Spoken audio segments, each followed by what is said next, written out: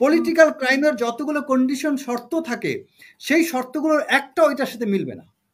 এটা কমপ্লিটলি এটা হচ্ছে কোনো পার্সোনাল ইন্টারেস্ট থেকে এই আপনার অমানসিকতা, এই ধরনের বর্বরতা দেখানো হয়েছে। কোনো পলিটিক্যাল পার্টি তারা কখনো এইরকম ঘটনাকে প্যাট্রোনাইজ করবে না, কারণ এটা করতে গেলে তারা এটা আত্মঘাতী হবে।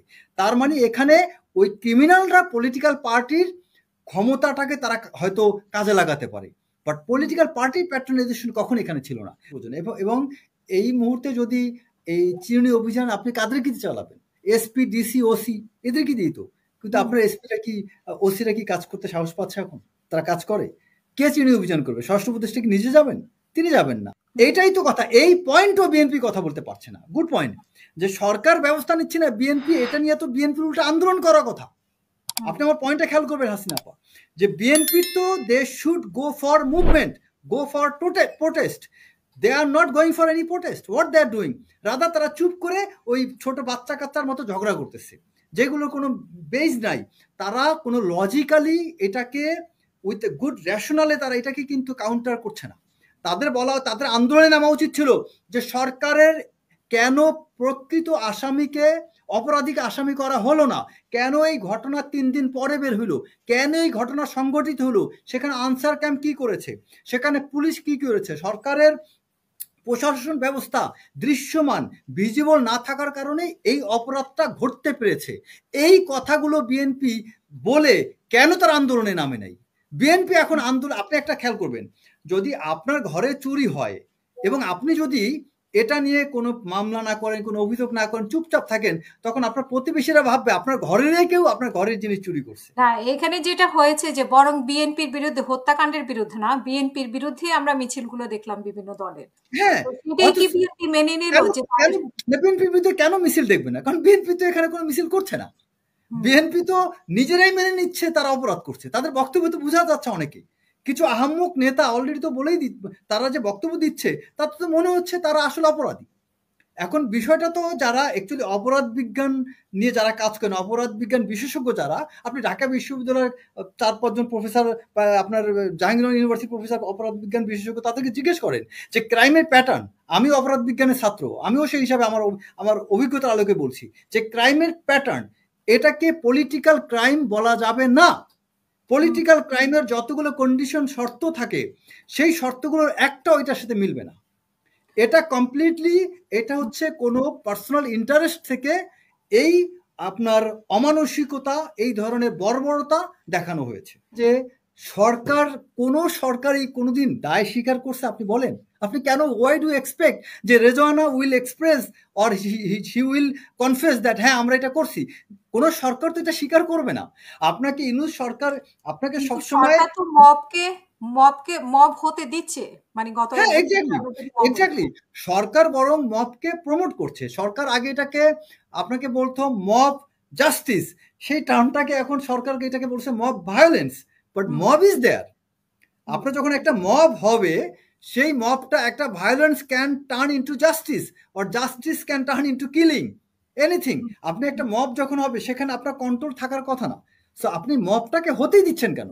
মানে যে কারোর উপর যে কোনো ইস্যুতে যে কোনো ভাবে হতে পারে, এবং সেটাকে আওয়ামী লীগ হলে জায়েজ, আবার অন্যদের ক্ষেত্রে হলে তখন সেটা দলীয় পর্যায়ে চলে যায়। এবং আপনি দেখেন, আপনি খেয়াল করে দেখবেন এই ঘটনা, দেখবেন আওয়ামী লীগ কি কোনো তাদের কোনো বক্তব্য, যে ধরনের বক্তব্য এক্সপেক্ট করছেন বা গত কয়েক মাস ধরে যে ধরনের কথাগুলো বলছিল, আওয়ামী লীগ কিন্তু এই ঘটনা সেরকম বক্তব্য দেয়নি। কারণ কি? কারণ এই জায়গাটা আওয়ামী লীগও এখানে বেনিফিশিয়ারি হচ্ছে। কারণ আওয়ামী লীগও মজা পাচ্ছে যে এরকম অপরাধ হতে থাকুক, কারণ এই অপরাধটার পেছনে তো আওয়ামী লীগ থাকতেও পারে। কারণ তারা তো খুশি হবে যে আমাদেরকে তোমরা গুম খুনের কথা বলছো, এখন তোমাদের সময় যা হচ্ছে, তো আইএমএ যে জাহেলিয়াতের সময় যা হয়েছে তা হচ্ছে। তো ওই দিক থেকে আমরা তো গোপনে গুম করছি, আর তোমরা তো প্রকাশ্যে বিশ্বজিতের ঘটনার চেয়ে আরো নির্মম ঘটনা ঘটাচ্ছ তোমরা। একটা মানুষকে আমি যখন ফার্স্ট টাইম পাথরটা তার শরীরের উপর নিক্ষেপ করলো, বিশ্বাস করেন এর পরের ধাপগুলো আমি আর দেখতে পারিনি। আমার দেখার মতো, আমার মনে হচ্ছিল শুধু আল্লাহকে ধরছি না, মানে আমি যাই ধরে ফেলি, কিন্তু এক্স্যাক্টলি ব্যাপারটা এরকম মনে হচ্ছে না। কিন্তু সামনে যারা ছিল তারা কি মনে হয়নি যে আমি যাই ধরে? এই ক্যামেরাম্যানকে ধরে নিয়ে তাকে আপনার ই করা উচিত, বিশেষ করে তার রিমান্ডে নিয়ে তাকে জিজ্ঞাসাবাদ করা উচিত। এই ক্যামেরাম্যান এটার সাথে সম্পৃক্ত ছিল। এই ক্যামেরাম্যান হতে পারে কোনো একটা বিশেষ কোনো প্রতিষ্ঠানের এজেন্ট, কোনো পলিটিক্যাল পার্টি হোক বা কোনো ব্যক্তির হোক। এখানে বললাম না যে এই জায়গাটা কিন্তু কোনো পলিটিক্যাল পার্টির ডাইরেক্ট প্যাট্রোনাইজেশন ছিল না, কারণ পলিটিক্যাল পার্টি কখনোই বিএনপি, আওয়ামী লীগ বলেন, জামাত বলেন, বড় কোনো পলিটিক্যাল পার্টি তারা কখনো এইরকম ঘটনাকে প্যাট্রোনাইজ করবে না, কারণ এটা করতে গেলে তারা এটা আত্মঘাতী হবে। তার মানে এখানে ওই ক্রিমিনালরা পলিটিক্যাল পার্টির ক্ষমতাটাকে তারা হয়তো কাজে লাগাতে পারে, বাট পলিটিক্যাল পার্টি প্যাট্রোনাইজেশন কখন এখানে ছিল না। তাহলে এই ঘটনা কারা ঘটাইতে পারে? কারণ এই মুহূর্তে এরকম ঘটনা ঘটলে কারা কারা সব কাদের উপর আপনি দোষ চাপিয়ে দিতে পারবেন এবং তাদের প্রতিদ্বন্দ্বী কারা, তারাই ঘটনা ঘটাইছে। মানে এই মুহূর্তে মানে মুখ বন্ধ করে দেওয়া, মানে হ্যাঁ, এই মুহূর্তে আপনার এরকম ঘটনা ঘটেছে, তোমাদের মুখ বন্ধ, তোমরা কথা বলতে পারো। আরেকটা ব্যাপার হচ্ছে কি, এই মুহূর্তে এই ঘটনা ঘটা মানে আপনি কার উপর দোষটা চাপানোর সুযোগ পাবেন? ফার্স্টে আসবে বিএনপি, কারণ সারা বাংলাদেশে চাঁদাবাজি এটা ওটা নিয়ে বিএনপিকে ব্লেম করা হচ্ছে। সো ঘটনা কি কারণে ঘটলো তাও দেখবে না, একটা ঘটনা ঘটছে তার মানে এটার জন্য সহজেই বিএনপিকে আপনার একটা লেবেলিং করা যাবে।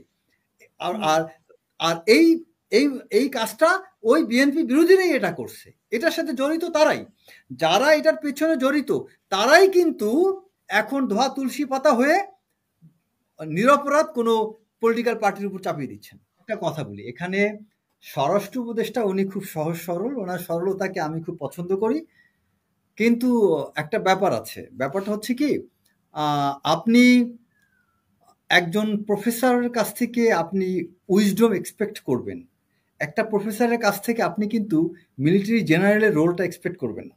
আর একটা মিলিটারি জেনারেল আপনাকে প্রফেসরের মতো সেই উইজডম তার কাছ থেকে আপনি এক্সপেক্ট করবেন না। তো আমাদের স্বরাষ্ট্র উপদেষ্টা উনি হচ্ছেন অত্যন্ত সরল এবং ভালো একজন মানুষ, কিন্তু এই স্বরাষ্ট্র মন্ত্রণালয়ের মতো একটা প্রতিষ্ঠান চালানোর জন্য যেই ধরনের আপনার টাইট কমান্ড কন্ট্রোল প্রয়োজন, সেই কমান্ড কন্ট্রোলটা সেরকম ব্যক্তিকে এখানে আসলে রাখা হয়নি। এটাও আমি মনে করি এটা কোনো প্রতিবেশী রাষ্ট্রের বা কারো না কারো একটা ষড়যন্ত্র আছে। আদারওয়াইজ এখানে বাংলাদেশে এইরকম একটা আপনার রেভলিউশনের পরে, রেভলিউশন পরবর্তী সময়ে আপনার স্বরাষ্ট্র উপদেষ্টা কিছু কিছু মন্ত্রণালয়ের মন্ত্রী উপদেষ্টা হওয়ার কথা খুব কঠোর, প্রচণ্ড সাহসী, সেই হযরত উমর রাদিয়াল্লাহু মতো বা এখানে জিয়াউর রহমানের মতো একদম শক্ত একজন প্রশাসক প্রয়োজন ছিল। এই স্বরাষ্ট্র মন্ত্রণালয় আপনি খেয়াল করবেন ৭৫ পরবর্তী যখন বিএনপি গভর্নমেন্ট ক্ষমতায় আসে তখন কিন্তু জিয়াউর রহমান আপনার স্বরাষ্ট্রমন্ত্রী মন্ত্রণালয় তার অধীনে রেখেছিলেন। আপনি যদি স্বরাষ্ট্রমন্ত্রী অনার বোর্ডটা চেক করে দেখেন সেখানে দেখবেন জিয়াউর রহমানের নাম আছে। তো কেন রেখেছিলেন? কারণ এই জায়গাটা বাংলাদেশের সবচেয়ে গুরুত্বপূর্ণ একটা জায়গা। সেই স্বরাষ্ট্র মন্ত্রণালয়ে এখানে যে হ্যান্ডসগুলো, এই হ্যান্ডসগুলোকে কন্ট্রোল করার মতো ক্যাপাসিটি যার ছিল তাকে এখানে রাখা উচিত ছিল।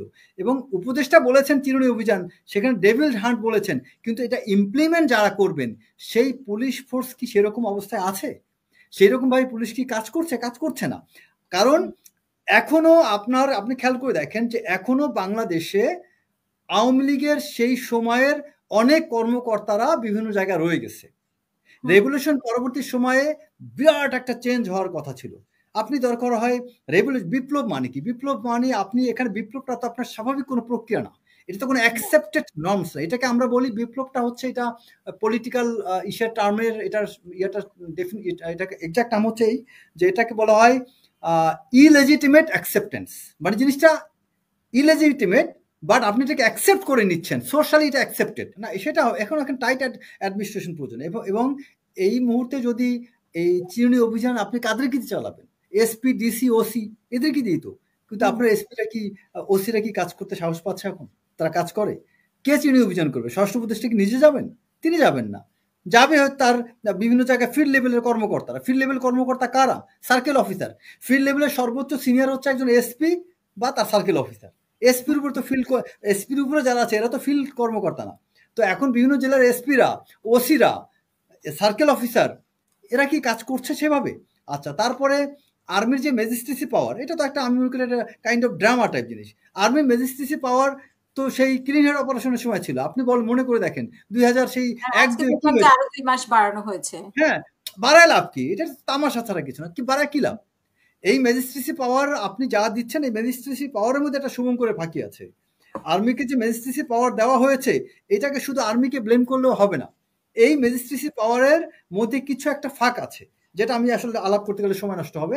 তো এটা অনেকে অলরেডি আলোচনা অনেকেই করছে ইতিপূর্বে। মানে এখানে একটা শুভঙ্করের ফাঁকি আছে। হ্যাঁ, এখানে কারণ আপনি এখানে কিছু কিছু জিনিসগুলো আপনি করতে পারবেন না, মানে আপনাকে ম্যাজিস্ট্রেসি পাওয়ার দিচ্ছে, কিন্তু ম্যাজিস্ট্রেসি পাওয়ারের মধ্যে ধরেন যে যে জিনিসগুলো দরকার ওই জিনিসগুলো 5টার মধ্যে আপনাকে 3টা কন্ডিশন দিয়েছে বা একটা দিয়েছে অথরিটি, কিন্তু আপনি বলতে পারছেন ম্যাজিস্ট্রেসি পাওয়ার আছে। এখন ম্যাজিস্ট্রেসি পাওয়ার আছে মানে কি, আপনি কি কি করতে পারবেন? সবকিছু তো করতে পারবেন না। তো এই বিষয়গুলো হচ্ছে কি এখানে অনেক বড় একটা গ্যাপ আছে, যেটা আর্মি যে কারণে করতে পারছে না। আর যতটুকু আবার অথরিটি আছে সেটাকেও তারা প্রপারলি কাজে লাগাচ্ছে না। কারণ কাজে লাগাবে কিভাবে? বিভিন্ন ডিভিশনে যারা আছে, যেমন ধরেন এই যে বিশেষ করে সেদিন একজনের আমি নামটাই বলি, ইলিয়াস হোসেনের কাছে শুনতেছিলাম যে আমাদের ওই যে বরিশাল ডিভিশন 7 ডিভিশন, সেখানে 7 ডিভিশনে নাকি সেনাবাহিনী কোনো কাজই করছে না। তো এই যে একটা কথা আসছে, তার মানে কি এখানে বিভিন্ন জায়গাগুলোতে আপনি অ্যারেস্ট না করেন, একটা ডেটারেন্স ক্রিয়েট তো করতে পারেন। আর্মি তো মুভমেন্ট করতে পারে, আর্মি তো তাদের ভিজিবিলিটি বাড়াইতে পারে, সেটাও হচ্ছে না। বিভিন্ন জায়গাগুলোতে পুলিশ যখন কাজ করতে সাহস পাচ্ছে না, আর্মিকে বারবার ডাকাডাকির পরে হয়তো বা যাচ্ছে। এরকম হলে হবে না তো। আপনার এখানে যদি আর্মি সেই ক্লিন হার্ট স্টাইলে বা সেই তত্ত্বাবধায়ক গভর্নমেন্ট পিরিয়ডে, আমার মনে আছে আমরা যখন 6-7 সালে মাঠে নামি, তখন আমার এখনো মনে আছে সেই আর্মি পিক আপ নিয়ে যখন রাস্তা দিয়ে যেতাম, মানুষ রাস্তা ফাঁকা হয়ে যেত। এখন আর্মি পিক আপ কি জ্যাম ঠেলে যেতে হয়, বলতে হয় ভাই আপনার রাস্তা ফাঁক করে দেন। আর আমরা যখন গিয়েছি আমার মনে আছে তখন এটা বলতে হয় রাস্তা এমনি ফাঁকা হয়ে যেত।